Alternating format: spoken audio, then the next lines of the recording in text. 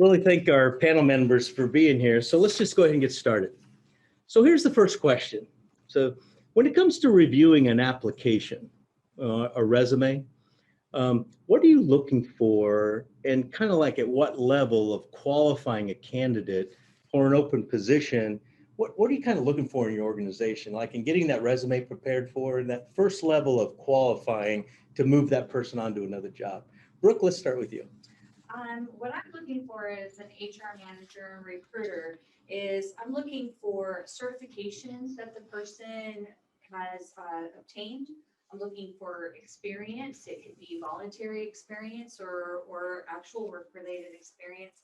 And I'm also looking for degrees, either a bachelor's degree, associate's, master's, that is related to the job that that person is applying for. Okay, Mike, anything else you want to add to that? Sure. I mean, just like Brooke, we're kind of comparing the qualifications that the individual displays in their resume against what we call in the government, the KSAs, the knowledge, the skills, and the abilities. We advertise those in positions that we're trying to fill. And so it's important for the applicants to try to, tailor the resume, show that experience that, as Brooke said, show where they've, kind of acquired some of those knowledge and skills. So we know that the person that we're trying to hire can demonstrate and then do that job they perform. Well, that's great. So Harry, anything you can add to that?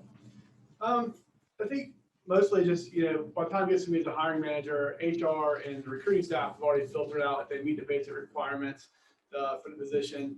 So I quickly look over for the basic requirements just as they've noted, but then also kind of try to look into any kind of experience or that kind of tells me if they have like a team building piece in there and how they'll interact with the team. Maybe if they're coming straight out of college, maybe some of the clubs they participated in, if they did like cyber clubs or anything, it tells me they've been in that team environment, how they experience of working with others. Yeah, we hear a lot about that anymore, like the team skills that, the whole cyber business is not just about a skill that you have in terms of technology, but also that skill of being able to work and collaborate with a group. Anything you want to add to that, or can you add to that?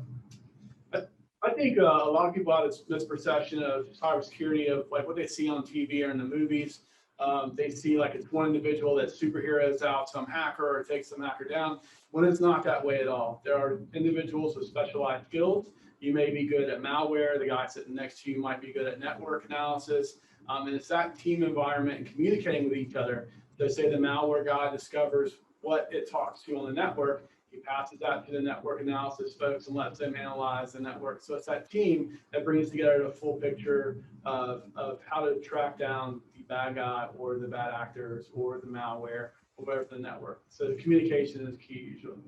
So, as we kind of just dovetail on some of that and some of the things that you all have said already. So do you have some recommendations that you would give to a high school student or even a middle school student that's planning their career in cybersecurity, where they're at now? They're like in 6th and 7th grade, or they're in 9th or 10th grade. What should they be doing in preparing for that? Mike, why don't we start with you? Yeah, I think Harry was kind of hitting the nail on the head. Get involved with cybersecurity at your level, right? That could be in the clubs after school. It could be taking courses in school. Some of the high schools now are even offering college courses at the local community colleges. So do some research, figure out which job skills that you're interested in, and then try to pursue some opportunities that will allow you to kind of experience some of that and see how you like it. I would also just put a plug in for a couple of the national programs. We have Gen Cyber that the National Security Agency sponsors. Those are summer camps that the kids could get involved in, to see if they like it, get exposed to it.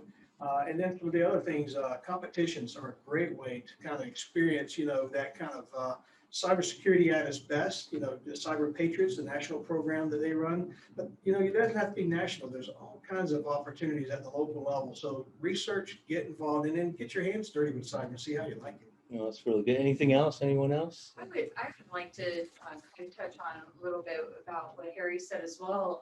When it comes to the communication, a lot of students may focus on certifications and the education part, but there's also soft skills. Got to be able to learn how to talk with each other, work with each other. Maybe, the students taking a speech class or something to kind of open up those soft skills that they're going to need in a professional environment. Well, that's really kind of interesting. So let's just probe a little bit deeper here. So, as we look, 5 years. I mean, some of these students are going to graduate in 3 years, 4 years, 5 years down the road.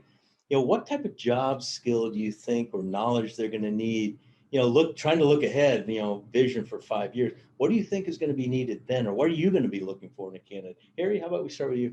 Well, that's pretty much the $1 million question. If I knew the answer, we wouldn't be sitting here talking about it. So I think just in looking at the field right now, I think it's since everything's migrating mostly to the cloud and like systems of the service and that type of thing, a lot of strength in cloud computing and security in the cloud platforms, especially as companies migrate away from the traditional servers in-house to cloud environments and helping them secure those, and then how to monitor them and where they place them and what services they pay for and what they provide for themselves.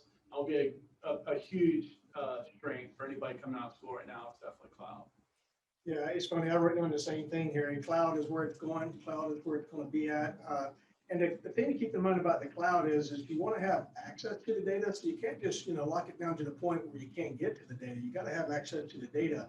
But then how do you protect it so that only the right people have access to the right data? The other one that comes to mind for me is the Internet of Things. I think, our systems are going to continue to talk more and more to each other. It's going to be a part of our personal lives. But how do you keep personal data secure while you're taking advantage of all of this technology? So that would be two areas, the cloud and the Internet of Things, where I would recommend students if they're interested in. So I want to probe a little bit because we're talking to some high school students and they have different programs in their schools. They follow a cyber track, a computer science track, a robotics track, or something like that. It says when we talk about basic today, fundamental IT skills, what do you think is most important? And oh, by the way, maybe even prioritized, because when we talk about that, we're talking about operating systems, the Microsoft side, the Linux side. We talk about programming languages, various languages like Python, Java, database, networking, and then we could even throw all that into hardware or into software. If you were looking at basic IT skills that I could take as a student in school, what would you suggest and maybe even prioritize? Harry, start with you. Yeah, it's often the question you get the most from students when you talk to them of like, hey, what's the magic thing for me to know? And really the answer is there isn't. The best thing is to have a broad, thin knowledge of everything, to understand the basics of all the OSs and what they are best for, and understanding of networking.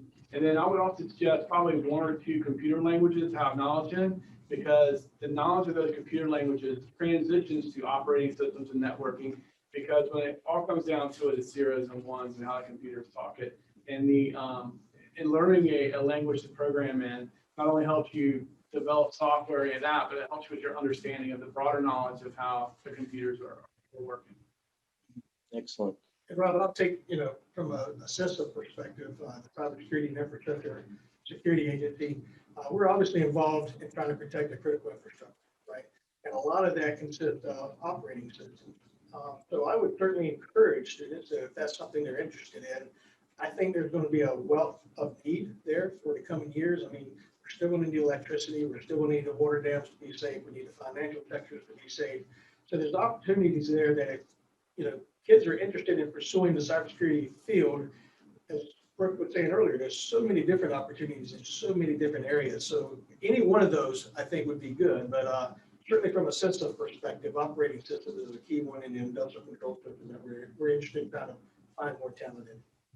Brooke, anything you want to add to that? I would say also, even maybe starting just with basics, learning how to protect personal identifiable information, or, taking that cyber awareness course that kind of teaches you where these threats are, trying to get at us at. So just maybe starting with some basics and then building from there. Well, excellent. So, we've heard something else. I think students are hearing that we understand that there is a place for everyone in cyber. What does that really mean, Brooke? I think there's a place for everybody anywhere. You just got to find what your niche is, and when you find that, just like in medical profession, do you want to work with infants or do you want to work with diseases? So same thing with cybersecurity. Where is it that your interest falls, and how can you expand that? Yeah, I agree, Rob. I think there's lots of opportunities. I mean, while certainly programming is a key to cybersecurity, you don't have to be a programmer to go into this field. I mean, we need people who understand operations and how that translates. We need people who can communicate because, as Harry can attest, it's one thing to have the technical knowledge, but you got to be able to explain that in a way that leadership at higher levels of either government or the company can understand it and make decisions based upon it. So, good writing skills, executive writing skills, technical writing skills. So if any of those things, interest you, you can be good at any different thing and still go into cyber.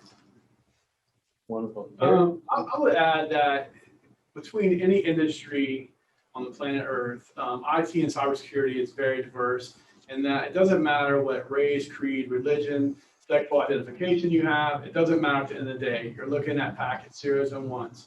And so whatever interests you, I can guarantee you that there's something in the cybersecurity field.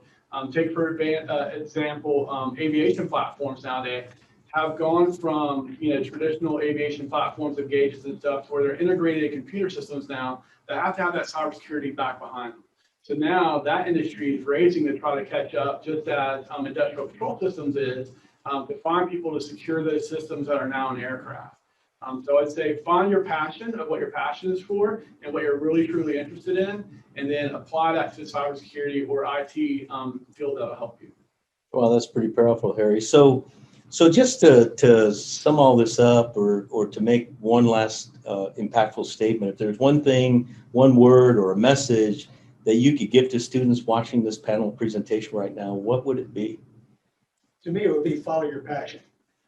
There's so many different opportunities in the cybersecurity realm, as we've discussed. Figure out what interests you and then pursue that as an avenue. Too many times we see people just trying to chase a job opening or chase a salary. If you really enjoy what you're doing, you won't have to work for a living. So I would say follow your passion. Figure out what you're interested in, and I guarantee you, as Harry said, if you're interested in it, there's a way to do it and apply it in cybersecurity. Anything else? I Anyone? would say plan now. Hmm. Not too soon, talk to your counselors, see, come up with what path you want to take, and find out from your counselors or advisors how to get to that, and just go for it. I would say, I try to always give the advice just to be honest, humble, and open. Be honest with yourself about what your skills are. Be honest with others if you're lacking those skills or maybe how you can obtain them. Be humble in your skills. Don't ever think there's somebody not better than you. And then also be open to the suggestions of others, on your path. Because, in this industry, everybody's willing to help each other and pick each other up. Well, that's just great advice. And I want to thank you, Brooke, Mike, Harry, for being on this panel and providing such great advice to our students. Thank you. Thank you. Thank you.